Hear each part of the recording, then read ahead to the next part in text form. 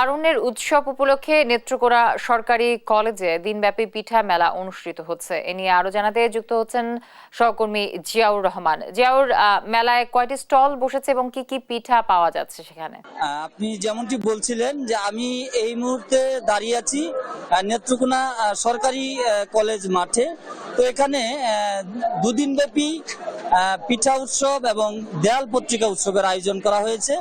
তো এই যে তারুণ্যের উৎসব চলছে দেশব্যাপী, তারুণ্যের উৎসবের অংশ হিসেবে কিন্তু নেত্রকোনা সরকারি কলেজ এই আয়োজনটি করেছে।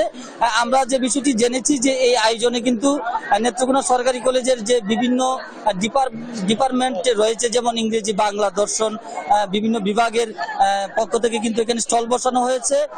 অন্তত অর্ধ শতাধিক স্টল এখানে আছে। পাশাপাশি জেলার যে জাতীয়তাবাদী ছাত্র দল, ইসলামী ছাত্র শিবির, বৈষম্য বিরোধী ছাত্র আন্দোলন, প্রত্যেকেই কিন্তু এখানে স্টল নিয়ে তারা বসেছেন। এসব স্টলে বিভিন্ন বাহারি পিঠা রয়েছে। আমি আপনাদেরকে একটু দেখাতে চাই এই যে স্টলগুলো এখানে চমৎকার ভাবে কিন্তু সাজানো হয়েছে। এবং এখানে বিশেষ করে আমি একটি বিষয় যদি আপনাদেরকে দেখাই যে এই যে স্টলগুলো, প্রতিটি স্টলে কিন্তু চমৎকার করে তারা সজ্জিত করেছেন। এবং আরেকটি বিষয় যদি জানাই যে এখানে কিন্তু প্রচুর দর্শনার্থীর আগমন ঘটেছে। আপনারা দেখতেই পাচ্ছেন যে কিন্তু এখানে কিন্তু মানে তিল ধারণের ঠাইটুকু কিন্তু নেই। বিশেষ করে এই কলেজের যারা শিক্ষার্থী রয়েছেন তারাও এসেছেন এবং শহরের অনেক সচেতন মানুষ তারা এখানে এসেছেন। আমাদের তারা অনেকেই জানিয়েছেন যে হাতে তৈরি পিঠা নিয়ে কিন্তু তারা বসেছেন পিঠার দোকানগুলোতে। এবং এই যে দেয়াল পত্রিকা করা হয়েছে, অনেকে দেয়াল পত্রিকা করেছেন। এই দেয়াল পত্রিকাগুলোতে কিন্তু এই 24-এর যে ছাত্র জনতার আন্দোলন, এই আন্দোলনের মূল চেতনাকে কিন্তু তারা ফুটিয়ে তোলার চেষ্টা করেছেন।